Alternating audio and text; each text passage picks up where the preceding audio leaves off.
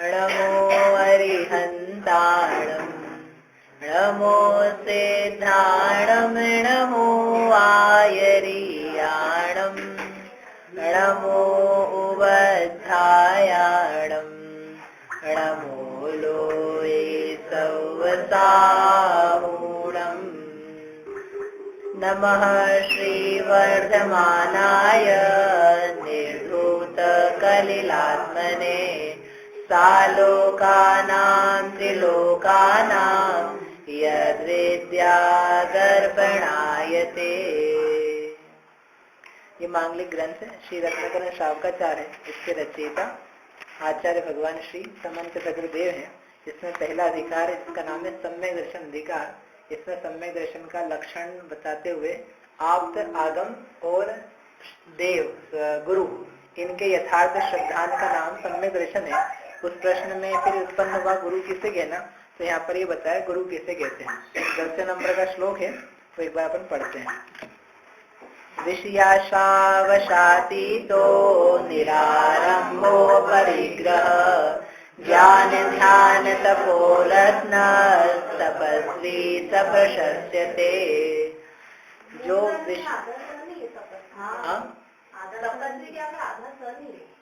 तपस्वी कहाँ पर नहीं, यहाँ पे ये तो क्या है, विसर्ग है, तो विसर्ग से वो स बन गया है। जैसे यूं दूसरे ही पढ़े ना, ज्ञान ध्यान तपो रक्त, तो वहाँ विसर्ग लगाया, तो विसर्ग से क्या स बन जाता है। जैसे यहाँ ये अभी यहाँ तो नहीं है, दूसरा जैसे आएगा उदाहरण दिखाएंगे, तो से बन जाता है। तो निशल्यो व्रति, तो निहि में विसर्ग जो उसका श बन गया, तो निशल्यो व्रति ऐसा भी पढ़ते हैं, इसलिए वो स लिखा हुआ पढ़ा जाता है। इकट्ठा पढ़ेंगे ना, ज्ञान ध्यान तपोरत्न तपस्वी सप्रशस्यते, तो वो स मतलब लिंक करता हुआ जाता है। तो आप विसर्ग बोल लेना, ज्ञान ध्यान तपोरत्न तपस्वी सप्रशस्यते। विसर्ग है, विसर्ग, विसर्ग को फिर उस रूप में बोला जाएगा, मान तपस्वी। तो यहाँ ये बताया, क्या क्या बताया था, कौन है तपस्वी, मतलब तपस्वी किसे कहना, जो विषयों की आशा के वश से अतीत है, जो निरारंभ है, जो अपरिग्रही है, जो ज्ञान ध्यान तप रूपी रत्नों से सहित है, उनका नाम है तपस्वी। यानी जिसको अपन तपस्वी माने वो इस प्रकार का होना चाहिए। तो अपन ने नास्ती रूप से सब समझ लिया। अब कोई प्रश्न करता है, जब इनमें सब कुछ नहीं करते, ये आरंभ नहीं करते, कि हमारा समय तो किसमें चला जाता है, टाइम ही नहीं मिलता हमको। तो घर के काम काज करते, व्यापार धंधा करते करते हमें कुछ समय ही नहीं मिलता है, तो हम तो उसमें बिजी रहते हैं।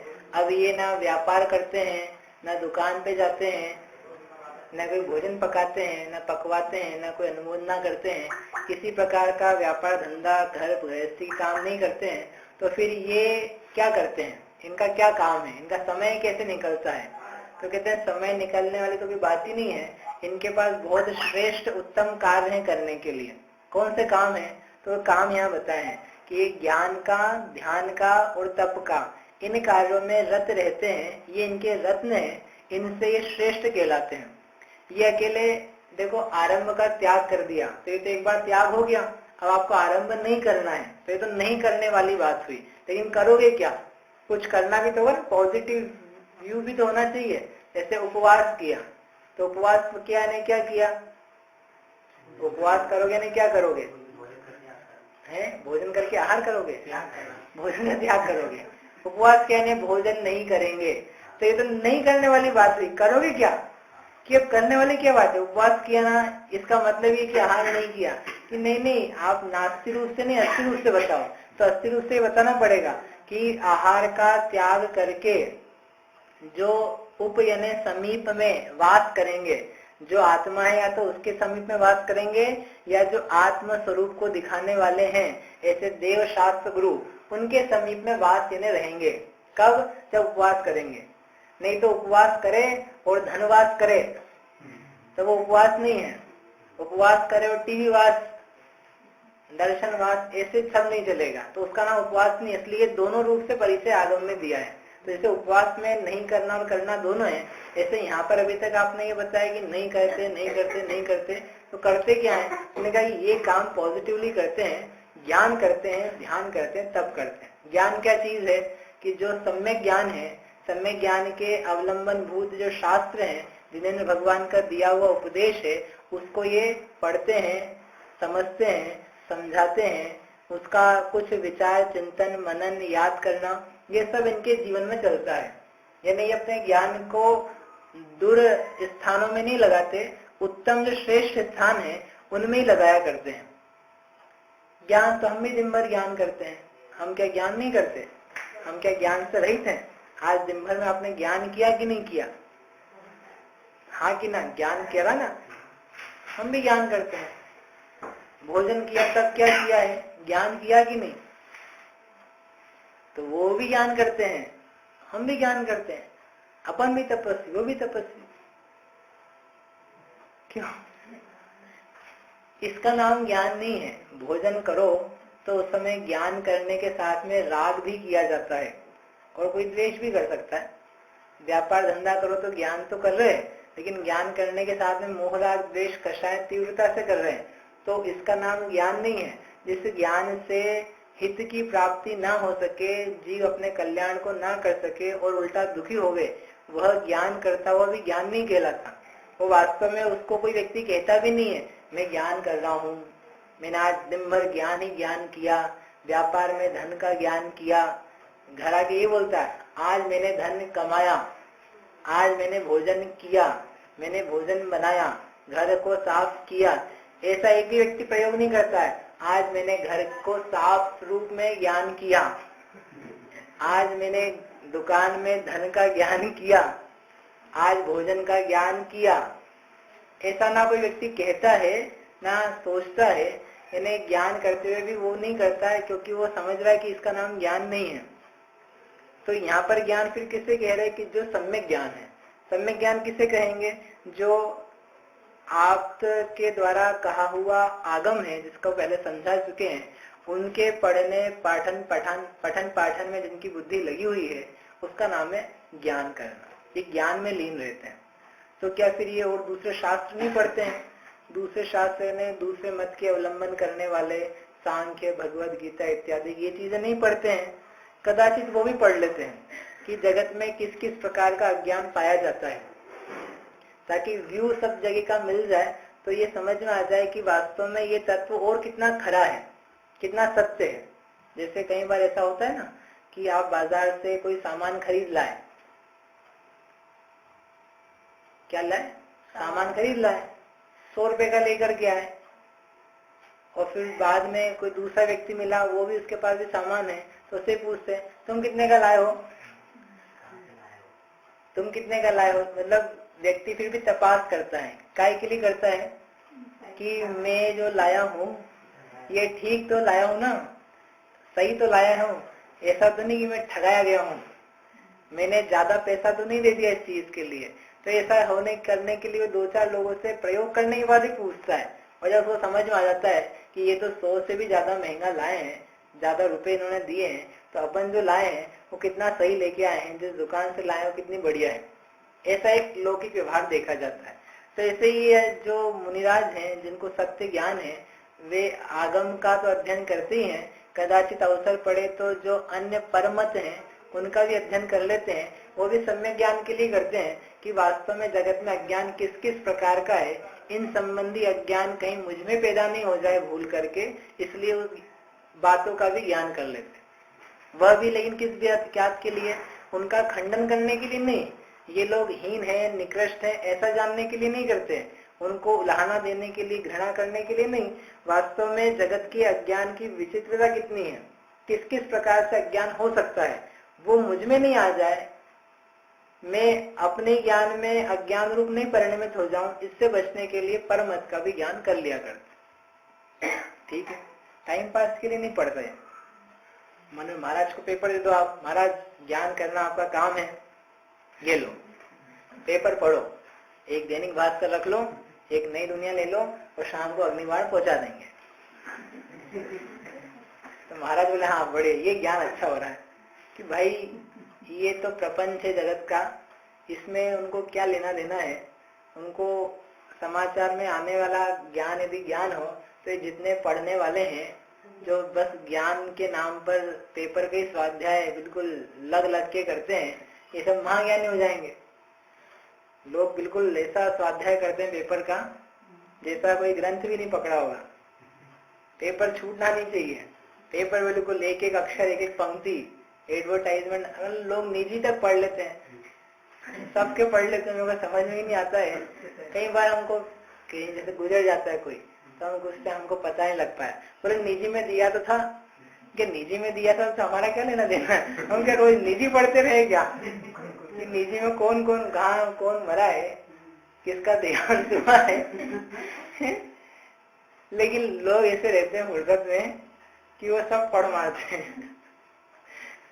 शायद इसीलिए पढ़ते होंगे, अपना कभी गुजर नहीं गया देखने के लिए। जो अपना होगा तो अपने को बता के जाएगा, ये तो अपने ही कैसा, इसका मतलब कोई अपना नहीं है, ये समझना। तो ये ज्ञान के नाम पर ही फालतू बातें नहीं करते। ये कहने का प्रयोजन था, ज्ञान मतलब जो आगम है, वास्तव में आगम बहुत सारा विस्तृत है, जिंदगी भर भी उसको पढ़ते रहे तो उसी का अंत नहीं हो पाता, और एक बार पढ़ भी लिया जाता है तो उसको वापस पुनः पढ़ने की आवश्यकता पड़ती है। तो यद्यपि ये शुद्ध भावों में शुभ भावों में फिर भी आगम का आश्रय नहीं छोड़ते, उसका अवलंबन नहीं छोड़ते। आगम के अवलंबन से अपनी निज आत्मा का जो ध्यान आगे की स्टेप है वो करनी होती है, इसलिए उसमें लीन रहने के लिए ज्ञान निरंतर करते रहते हैं। मुनिराज के भी षटावश्यक होते हैं, उन षटावश्यकों के अंतर्गत या अन्य क्रियाओं के अंतर्गत स्वाध्याय भी नियम से आता है। तो सुबह का स्वाध्याय, दोपहर का स्वाध्याय, शाम का स्वाध्याय, रात्रि का स्वाध्याय, 4 टाइम स्वाध्याय तो उनके बने रहते हैं। अपन तो शायद एक बार भी नियम से नहीं करें, उनके 4 बार के नियम रहते हैं। बताओ, खुद तो वैसे ही ज्ञानी है, ज्ञानी होने के बाद भी नियम पूर्वक करते हैं, यानी नियम है स्वाध्याय का। ऐसा नहीं कि ठीक है आज कर लिया तो कर लिया, आज नहीं करा तो कोई बात नहीं, आज थोड़े लोग आ गए थे उनके साथ बैठ गए थे, थोड़ा टाइम पास हो गया, अब टाइम नहीं है हम दूसरा काम करें, ऐसा नहीं करते। 4 टाइम उनके स्वाध्याय की नियत है तो वो करते ही हैं। ऐसे ज्ञान में जो रत रहते हैं, लीन रहते हैं, यानी ज्ञान जिनकी मुख्य क्रिया है, उनको कहते हैं साधु। फिर दूसरा क्या करेंगे, ज्ञान ही ज्ञान करते रहेंगे तो ज्ञान के बाद में ज्ञान का फल है ध्यान करना। किसका ध्यान करेंगे? आत्म ध्यान। अपनी स्वयं की जो शुद्ध आत्मा है, इस शुद्ध आत्मा का अनुभव किया जाए, क्योंकि पढ़ते रहना ये कोई प्रयोजन नहीं है। पढ़ा किसी प्रयोजन से गया था, पढ़ा हमने शास्त्र को इसलिए था ताकि जो स्वयं की शुद्ध आत्मा है इसका अवलंबन का एक ज्ञान हो सके और आधार मिल सके कि सोचना क्या है, विचारना क्या है, जो मेरी स्वयं की आत्मा है, जो मुझे अज्ञात है, उसका ज्ञान किस प्रकार से किया जाए, उसका रास्ता क्या है। रास्ता वही बता सकता है जिसने उस रास्ते पे चला हुआ है। तो उन लोगों के द्वारा बताए गए आगम थे, इसलिए आगम का अध्ययन किया था। अब कोई अध्ययन ही करता रहे तो कहते नहीं, अध्ययन मात्र नहीं चाहिए, अध्ययन के बाद ध्यान चाहिए। ये गृहस्थों के लिए भी एक आवश्यक बात है। आप स्वाध्याय करते रहो और स्वाध्याय करने के पश्चात में यदि ध्यान नहीं किया जावे तो उस स्वाध्याय का फल क्या है। ये तो ऐसा है कि जैसे कोई स्त्री है तो उसको भोजन बनाना आता है, आ गया भोजन बनाना, तो सुबह से भोजन बनाने में लगी, भोजन बनाना चालू किया और भोजन बनाते बनाते 4 रोटी बनाई, 8 बनाई, 12 बनाई, 16 बनाई, बनाती जा रही है। वो बड़ा गुणगान भी कर रही है, मैंने इतनी रोटियां बना के रख दी, देखो कितना पेट भर सकता है। दिन भर तक गए तो पूरा कमरा भर गया रोटियों से, कितनी रोटियां बना दी, कितना पेट भर सकता है। शाम तक गए तो रोटी बनती जा रही थी और इतने में रात हो गई, अब बताओ कितना पेट भरेगा। कि भाई तू रोटी बनाती जा रही है, लेकिन जो रोटी बनाई है उसको खाना भी तो होगा, कि बस रोटी पड़े पड़े पेट भर देगी, नहीं भरेगी ना। ऐसे ही कोई व्यक्ति है, कोई गृहस्थ भी है या कोई मुनिराज भी है, तो बस पढ़ते जाए पढ़ते जाए पढ़ते जाए पढ़ते जाए और पढ़ पढ़ के देखो आत्मा कितना शुद्ध होता है, आत्मा कितना सुख स्वभावी होता है, आत्मा के अवलंबन से कितना आनंद आता है, आत्मा का ध्यान करो तो खूब शांति होती है, आकुलता जाती है। तो ऐसा बोलता रहे, तुम एक शास्त्र पढ़ लो, 5 पढ़ लो, 10 पढ़ लो, लेकिन बस बोलते जा रहे हो, कर कुछ नहीं रहे हो, कर मतलब उसका ध्यान नहीं कर रहे हो, तो उस स्वाध्याय का फल क्या है? तो वो फल यदि आए तो फल है, और नहीं तो बस वो रोटी बनने से ही काम हो रहा है, बनती जा रही है और पड़ी है, कोई भी टच नहीं कर रहा उसको। तो अपने ज्ञान में अपन ने एक शास्त्र रखा, फिर दूसरा शास्त्र रखा, पहले छठा रखो, फिर रत्नकर्ण रखेंगे, फिर तत्वार्थ रखेंगे, फिर प्रवचन सार, फिर नियम सार, फिर समय सार, ऐसा पूरे जीवन भर क्या करो, शास्त्र भरते जाओ, लेकिन शास्त्र का कोई रिजल्ट नहीं निकला। ध्यान रूप, आत्मा के अवलंबन रूप, आत्मा का अनुभव रूप, तो फिर वो तो मुनिराज कहते हैं हम ऐसा नहीं करते हैं, हम तो वो काम करते हैं जो करने लायक है, ध्यान करने लायक है, आत्म ध्यान करने लायक है, इसलिए इस ज्ञान के द्वारा ध्यान करते हैं। हमारा प्रयास वैसे भी ध्यान का ही है, ज्यादा करके तो ध्यान में ही समय बिताते हैं, लेकिन जब ध्यान में उपयोग नहीं लग पाता है तो फिर ज्ञान भी करते हैं। इसलिए ध्यान और ज्ञान ये आवश्यक है, लेकिन ज्ञान पूर्वक ही ध्यान होता है, ये भी ध्यान रखना। ये मत समझ लेना आपने कहा कि ध्यान करना है, तो हमने कहा ना ध्यान तो स्वाध्याय का ज्ञान का फल है। अब ज्ञान ही नहीं करे और बैठ जाए, करो ध्यान करो, आत्मा का ध्यान करो, भैया आत्मा क्या होती है, कैसी होती है, कैसा विचार करना है, और चित्त से नहीं ठहरे तो क्या करें हम, ये सब तो बताओ। ये जब तक नहीं समझ में आएगा तो व्यक्ति बैठ करके फिर कुछ भी करेगा, वो समझेगा कि हाँ 1 घंटा बैठा रहा हूँ, तो 1 घंटे बैठ के तुमने क्या किया है ये तुम ही जानते हो दूसरे को पता नहीं पड़ेगा, लेकिन तुम्हारे जीवन में शांति नहीं आ रही है तो समझ में आ जाएगा कि कुछ हो नहीं रहा है विशेष। इसलिए पहले ज्ञान लिखा और फिर ध्यान लिखा। देखो जी श्लोक बनाना हो ना तो श्लोक में ध्यान भी पहले रख सकते हैं, ध्यान ज्ञान तपो रत्न, तभी पढ़ने में कोई दिक्कत नहीं आएगी, क्योंकि वो 2-2 अक्षर के हैं दोनों। तो ध्यान पहले पढ़ लो, ज्ञान बाद में पढ़ लो, तब भी चलेगा। लेकिन समंत भद्र स्वामी कहते नहीं, ऐसा नहीं चलेगा, ज्ञान ही पहले चलेगा फिर ही ध्यान आएगा, क्योंकि बिना ज्ञान के ध्यान नहीं हो सकता है। तो जो ज्ञानी है, ज्ञान करते हैं और उस ज्ञान के माध्यम से ध्यान करते हैं, वे तपस्वी कहलाने के योग्य हैं। और जो ये ज्ञान ध्यान की प्रक्रिया है, ये भी सामान्य रीति से नहीं करते हैं, तप पूर्वक करते हैं। अनेक प्रकार के तप कहे गए आगम में, इच्छा निरोध पूर्वक, इच्छाएं पैदा ही नहीं होवे, इस प्रकार की रीति से ये ज्ञान ध्यान करते हैं। यानी उपवास पूर्वक, अवमोदर्य पूर्वक, आहार कम लेना, आहार में रस का त्याग करना, एकांत में रहना, शय्यासन एकांत में करते हुए काय को क्लेश यानी जैसे जैसे स्थिर आसन बन सके उस प्रकार से करते हुए ज्ञान ध्यान करना, वैयावृत्य प्रायश्चित, ये सब करते हुए वे यानी ये सब तपों के नाम है, अंतरंग बहिरंग। इन तपों के साथ में क्या करते हैं, ज्ञान ध्यान। जैसे भी कहा ना उपवास है, तो उपवास एक तप है, तो उपवास किया, अब उपवास में क्या करेंगे, ज्ञान और ध्यान, तो वो कहलाएगा कि ज्ञान ध्यान। तो इन्होंने तप ज्ञान ध्यान पूर्वक किया या ज्ञान ध्यान तप पूर्वक किया। ज्ञान ध्यान करते हुए ये तप भी कर रहे हैं। किसी दिन आहार लिया तो आहार में रसों का त्याग कर दिया, आज मीठा नहीं खाएंगे, क्योंकि मीठा खाने से ज्ञान ध्यान में समझो प्रमाद पैदा दिख रहा है, तो हम मीठे का त्याग करते हैं आज के लिए। तो वह जो उस दिन का दिन है, तो उन्होंने ज्ञान और ध्यान किस पूर्वक किया, तप पूर्वक किया।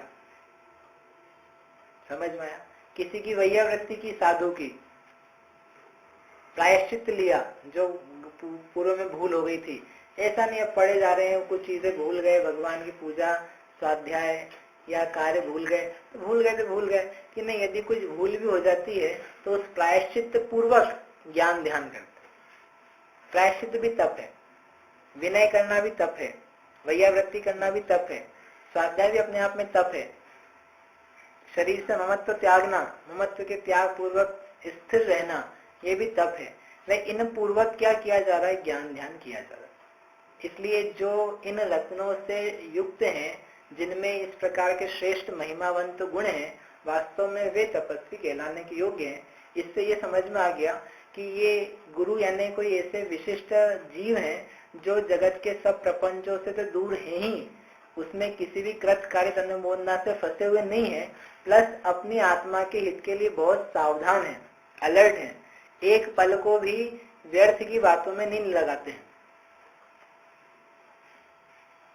इधर उधर आपके घर में क्या हो रहा है, बच्चों की शादी हो गई कि नहीं, बाल बच्चे कितने हैं, कौन सी क्लास में पढ़ रहे हैं, उनको सीए बनाओ, सीएस बनाओ, ये व्यापार धंधा कराओ।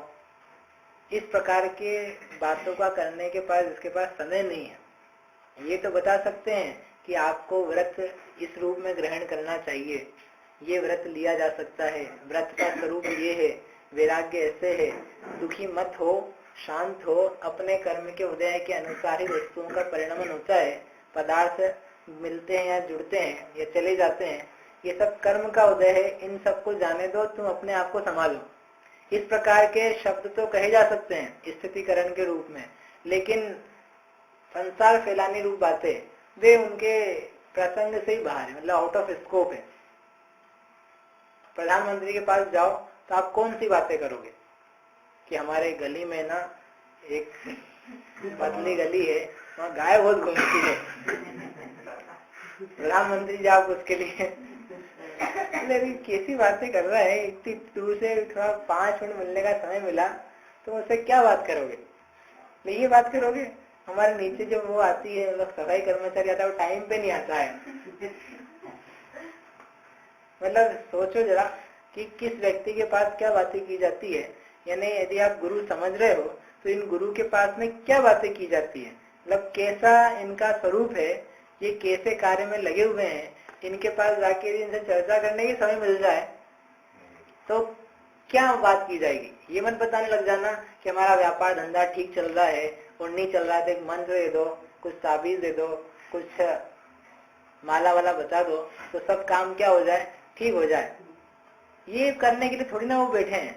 हाँ, ज्ञान ध्यान क्या किया जाए, स्वाध्याय क्या किया जाए, समझ में नहीं आता है, विधान कैसे करें, कौन सा करें, ये बातें तो फ्री पूछ सकते हो। और जनता है कि कुछ भी, जनता मतलब अपन लोग, कोई दूसरे की नहीं कह रहे, अपन ही अलग अलग परिस्थितियों में गुजर करके, तो यदि ये समझ में आए कि ये तो इतने महान कार्य के लिए निकले हुए हैं, इतने बड़े हैं, तो फिर अपन भी जो विपरीत प्रवृत्तियां करते हैं तो विपरीत प्रवृत्तियां अपने साथ भी नहीं रहेगी। इस प्रकार के गुणों से युक्त जो हैं उनका नाम साधु है, और जिनमें ये गुण नहीं है इसका मतलब है साधु कहलाने के योग्य नहीं है, वे सम्यक दर्शन का विषय नहीं है। बात क्या चल रही है यहाँ पर, सम्यक दर्शन। यानी सम्यक दर्शन एक धर्म है, उसे प्राप्त करने से कर्म नाश होते हैं, तो उस सम्यक दर्शन में देव शास्त्र गुरु का सच्चा श्रद्धान चाहिए। तो हम फिर ऐसे देव गुरु शास्त्र को ही मानते हैं, अन्य को नहीं मानते हैं, ये बात इससे निकल के आती है। यदि इसको छोड़ करके अन्य को ग्रहण किया जाता है पूज्य के रूप में, आप तो आगम शास्त्र के रूप में, तो इसका अर्थ ये है कि आप या तो पूज्यता का स्वरूप नहीं जानते हो या सम्यक दर्शन नहीं चाहते हो। सम्यक दर्शन से कोई लेना देना नहीं है, जो चल रहा है तो सब ठीक है, पंचम काल है भैया, सब चलता है, कोई खास बात नहीं है, थोड़ा बहुत इधर उधर भी कर दिया, थोड़ा बहुत भूत भूत भगा दिया अपन ने, भगवा लिए महाराज से, तो क्या हो जाएगा, कोई फर्क देना पड़ता है कि भाई शास्त्र में ही, पंचम काल की शास्त्र में ये गुरु का स्वरूप लिखा है, ये कोई चौथे काल का शास्त्र नहीं है। जिन्होंने लिखे हैं वही पंचम काल के ही थे, और जिनके लिए लिखा है वही पंचम काल के ही है, नहीं तो वो लिखते अलग से, देखो चतुर्थ काल के मुनि ऐसे होते हैं और पंचम काल की व्यवस्था ऐसी है, तो आप थोड़ा एडजस्ट कर लेना। कदाचित कोई मुनिराज परिग्रह आदि की मांग करे तो चल जाता है, कोई दिक्कत नहीं है, तो कहते नहीं ऐसा नहीं है। और आप देखोगे ज्यादा करके साधु आपको अच्छे ही मिलेंगे, मतलब जो श्रेष्ठ हैं, जिनमें गुण है। लेकिन संसार में नाना प्रकार के जीव हैं, अलग अलग प्रकार के उदय हैं, अन्य मत भी बहुत सारे हैं, सबसे प्रभावित होकर के जीव कहीं भी बह जाता है, जहाँ भीड़ दिखती है वहाँ चला जाता है, उसको ये ख्याल नहीं रहता कि सच्चा क्या झूठा क्या। लेकिन जो गुणवान है तो वो गुण को देख करके ही अपने श्रद्धा को उड़ेलता है। जहाँ गुण हो वहाँ अपनी पूरी श्रद्धा देना, और जहाँ गुण नहीं हो तो वहाँ पर श्रद्धा देने से काम नहीं चलेगा, तुम लुट जाओगे। जो ऊपर पहले छेडाला में कह करके आए थे कि धारे कुलिंग लही महत भाव से कुगुरु जन्म जल उपल नाव। जो वास्तव में गुरु नहीं है परंतु अपने आप को गुरु रूप में दिखते दिखाते हैं, पूजवाना चाहते हैं, पेयो पढ़वाना चाहते हैं, वे वास्तव में गुरु नहीं है। गुरु तो वीतरागी निष्प्रह होते हैं। तो जब निष्प्रह होते हैं तो कोई मेरे पैरों में पड़े, नमन करे और मैं इनसे नमन करवाऊं और कुछ इनसे लाभ लूं, इस प्रकार के भाव में होते ही नहीं है। और यदि भाव है तो जो कुगुरु समान है और वे कैसे हैं, जन्म जल उपद नाव, यानी संसार रूपी समुद्र में पत्थर की नाव के समान है। तो जिसको संसार में डूबना हो वो उसमें बैठे। तो नाव क्या है, वो तो नाव कहने की नाव है बस आकार की। जैसे पत्थर की नाव कितनी दूर ले जाएगी समुद्र में, पत्थर में खींच के ले जाएंगे उसको। नाव सब किनारे पे रहती, खींच करके आगे ले जाना पड़ता है। पत्थर की नाव कितनी दूर जाएगी, कि वो तो वहीं की वहीं धसी हुई है, वो जानी नहीं। आप जितना उसको खींच के आगे ले जाओगे ना उतनी नीचे ही जाएगी। जितना जितना खींचोगे कि नहीं हम तो खींच रहे हैं, इतनी मेहनत कर रहे हैं, जितनी मेहनत करोगे उसको रसातल में ही जाना है। ऐसे ही हमारी श्रद्धा को हम जितना दें, समर्पण दें कुगुरु के प्रति, तो कह रहे हैं कि ये आप जितनी मेहनत करोगे तो ये नीचे ही जा रहा है, ये ऊपर नहीं उठ रहा है।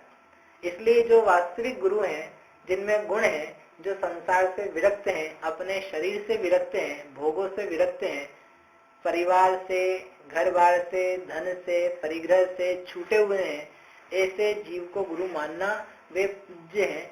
उनको देख करके हमें उस रास्ते पे चलने की प्रेरणा होती है। इसलिए सम्यक दर्शन कहने में आ सकता है। आई बात समझ में? इस प्रकार से ये गुरु का स्वरूप यहाँ पर कहा है। अब एक प्रश्न है यहाँ पर, आप इसका विचार करना कि ये देव शास्त्र गुरु से सम्यक दर्शन का क्या संबंध है। यदि हम इनको माने तो सम्यक दर्शन, और इनको नहीं माने तो मिथ्या दर्शन, ये क्या बात हुई भाई? आपने यही परिभाषा दी ना, सच्चे देव शास्त्र गुरु को माने तो सम्यक दर्शन, और नहीं मानेगा तो उससे उल्टा भवंती भव पद्धति, यदि ये प्रत्यनीका नहीं, जो इससे विपरीत है मिथ्या दर्शन आदि, वे संसार की पद्धति, संसार का कारण बनते हैं। तो ये तो आपकी बनाई हुई परिभाषा है। हम उल्टा भी कह सकते हैं, जो खोटे देवशास्त्र गुरु को माने उसका नाम है सम्यक दर्शन, और जो ऐसे निर्ग्रंथ वीतरागी को माने, परिग्रह रहित को माने, उसका नाम है मिथ्या दर्शन। और फिर हम अपने गुरु बताएंगे जो लोगों को आशीर्वाद दे, भजन कीर्तन कराए, मंच तंत्र दे, भूत भगाए, अच्छा उसके पास सिंहासन हो, बड़ी संपत्ति हो, ताकि लोगों को दान भी दे सके, सबके कल्याण में लगा रहे, मंदिर मस्जिद सब बनवाए, सर्वधर्म संभावी हो, उसका नाम है गुरु। भगवान कौन? जो सबको तारे, जो सबको आशीर्वाद दे, जो सबके दुख सुख में काम आए, ऐसे जो भगवान है वो भगवान। और आगम, जिससे अपन सुखी रहे, स्वागम। ये हमारे देवशास्त्र गुरु की परिभाषा है। तो इसको मानो तो सम्यक दृष्टि, और नहीं मानो तो मिथ्या दृष्टि। तो दूसरे वाले ने ऐसा कहा, तो आप क्या कहोगे? नहीं हम जैन, हम तो ऐसे मानते हैं, आपका नहीं चलेगा। जैन अजन की बात नहीं, बहुत समन्वित, बहुत सच्चे तरीके से चल रहा है। कि आप विचार करो कि रागी द्वेषी को भगवान मानने में और जो हिंसा आदि में लगा हुआ उसको गुरु मानने में हमें क्या फल प्राप्त होगा, ये आपको विचार करना है। ये विचारने के लिए आपको प्रश्न दिया है कि देव शास्त्र गुरु के सच्चे श्रद्धान का मेरे सम्यक दर्शन से क्या लेना देना है, क्या संबंध है? सम्यक दर्शन तो मेरी आत्मा में होगा, सच्चा श्रद्धान। तो सच्चा श्रद्धान जब मेरी आत्मा में होना है तो उसका देव शास्त्र गुरु से रिलेशन क्या है, जो यहाँ पर कहा है, उसको आपको विचार करके आना है। ठीक है, समझ में आ गई बात? क्या करना है अभी? नहीं, सच्चे देवशास्त्र गुरु का विचार तो कर लिया अपन ने, उनका नहीं करना है। सच्चे देवशास्त्र गुरु का हमारे सम्यक दर्शन के साथ में क्या संबंध है, कि वो तो बता ही दिया ना, सच्चे देवशास्त्र गुरु तो ऐसे होते हैं। ठीक है, वो अपन कल करेंगे, उसके बाद में इसके आगे। अब सम्यक दर्शन के आगे उन्होंने क्या कहा था, कैसा होता है? त्रिमूढ़ा पोड़ मष्टांगम सम्यक दर्शन मस्मयम। तो 3 मूर्ताओं से रहित 8 अंग से सहित है। तो अब यहाँ से 8 अंग की चर्चा चालू होगी कि ये सम्यक दर्शन कोई कहे कि मुझे है, तो कहते हैं यदि है तो उसके साथ में ये विशेषताएं और पाई जाती है। ये तो स्वरूप है, अब स्वरूप के साथ में कैसा और होगा ये विशेष, तो विशेष यहाँ से बताएंगे। 8 श्लोकों में 8 प्रकार के गुण हैं, उन गुणों को अपन देखेंगे। ठीक है, हमारे लिए स्वाध्याय में आपने बोला जो पढ़ा है उसका चिंतन करना चाहिए। हाँ, चिंतन करके मतलब जो कहा जा रहा है उसके फल की प्राप्ति होनी चाहिए, यानी चिंतन पूर्वक उसमें मग्नता होनी चाहिए, उसमें एकता बननी चाहिए, चित्त का एकाग्रपना, शांति, निराकुलता, स्वस्वरूप की प्राप्ति, वो सब चीजें उससे बननी चाहिए। क्योंकि स्वाध्याय कर किस लिए रहे हैं? ज्ञान बढ़ाने के लिए तो एक कोई कार्यक्रम नहीं चल रहा है। जो पढ़ा है उसका चिंतन करके, हाँ, जो पढ़ा है उसका करो। पढ़ने के साथ में जैसे अब यहाँ पर ने पढ़ा इतना, देवशास्त्र गुरु से होते हैं, अब इनका संबंध इनसे, जैसे भी आपसे कहा ये संबंध कैसे है, तो ये तो हमने प्रश्न किया। ऐसे आप अपने चित्त से उठाओ कि ये वास्तव में है क्या, तो आपका जो चित्त है उस ज्ञान को लेकर व्यवस्थित होगा। ऐसा एक ही प्रश्न नहीं, ऐसे बहुत सारे हो सकते हैं। अभी ये तो ये अपन ने प्रश्न ही नहीं करे हैं, देव यही क्यों सही होते हैं, आप गुरु उनको कह रहे तो यही क्यों गुरु हैं, हम दूसरे गुरु के लक्षण क्यों नहीं बना सकते हैं। फिर दूसरी जगह गुरु के लक्षण पंच महाव्रत आदि कहें, वो तो यहाँ आपने कुछ नहीं कहे, तो वो अलग और ये अलग है। ऐसे बहुत सारे विषय हैं, तो फिर उनका समन्वय कैसे होता है, और सच्चे गुरु यही क्यों होते हैं, अन्य क्यों नहीं होते हैं, ये सब आपको विचार करना है। बहुत कुछ तो कह लिया, लेकिन और बाकी है कहने के लिए, समझने के लिए, वो विचार का विषय बनता है। सब कुछ कहा भी नहीं जा सकता है, जितना आप समझते हो उतना बोल नहीं सकते हो, उतना लिखा भी नहीं जा सकता है। आप जितना जानते हो सब लिख सकते हो? नहीं, यहाँ का नहीं, स्कूल का सब लिख सकते हो? सब नहीं लिख सकते। किसी विषय का कोई व्यक्ति लिख ही नहीं सकता है, बोल ही नहीं सकता है। भले आप 2 का पहाड़ा टेबल ही याद करिए, आप टेबल याद करके सुना सकते हो, तो आप बोलोगे वैसा का वैसे सुना है, लेकिन जो आप जानते हो आपने अभी भी वो नहीं बताया, क्योंकि आपने वो कैसे याद करी है और कैसे आपके दिमाग में उसकी प्रोसेस हो रही है, और 2 दूना 4 इसका अर्थ क्या है, जो आप जानते हो बोलोगे कैसे। आप तो बस रटा हो कह रहे हो अभी, लेकिन जो जानते हो तो अभी भी अंदर ही है, वो ज्यादा है। 2 दूना 4 ये इतना सरल नहीं है, कहना सरल है, लिखना सरल है, लेकिन जो आप जानते हो वो कुछ अलग ही है। ठीक है, ये ज्ञान है, तो ये स्वयं को करने की आवश्यकता है। जावाणी के ज्ञान ते सूझे लोकालोक, सो वाणी मस्तक नमो सदा वेद हो ठोक।